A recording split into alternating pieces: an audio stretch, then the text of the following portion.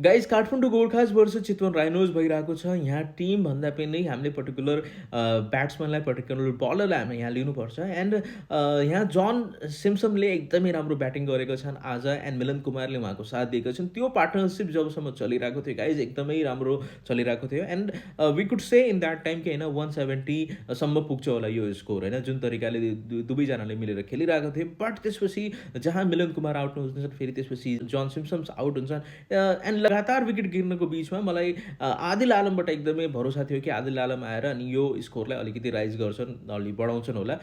But guys Adil Alam back to back fail भइरहेको छन्, अहिलेसम्म 48 हाइस्ट स्कोर बनाएको छन्। सो अलिकति डाउटफुल हुन्छ एन्ड अलिकति मलाई पिटी फिल हुन्छ काठमाडौँ गोर्खाजको लागि कि होइन, जुन तरिकाले फर्चुनेट सम्झेर आफूलाई होइन अक्सनबाट उहाँलाई लिएर आएको थिएँ, अहिले त्यस्तो पर्फर्मेन्स चाहिँ आदिल आलमबाट आएको छैन एन्ड यो उहाँको लागि राम्रो होइन एन्ड टिम नेपालको लागि पनि राम्रो होइन, किनकि गाइज हामीले आदिल आलमलाई as a hitter, as a batter, as a finisher हामीले देख्न सक्छौँ होइन, देख्छौँ। बट गाइज अहिले एनपिएलमा यो प्रदर्शन भइरहेको छ भनेपछि टिम नेपालमा पनि उहाँको एउटा ठाउँ बन्छ फिनिसरको रूपमा। सो त्योभन्दा पहिला पहिला अलिकति फर्ममा वापस आएर होइन अलिकति राम्रो गऱ्यो भने ठिकै छ। बट यस्तै चलिरह्यो भनेपछि टिम नेपालमा उहाँको सेलेक्सन अलिकति डाउटफुल हुनसक्छ है।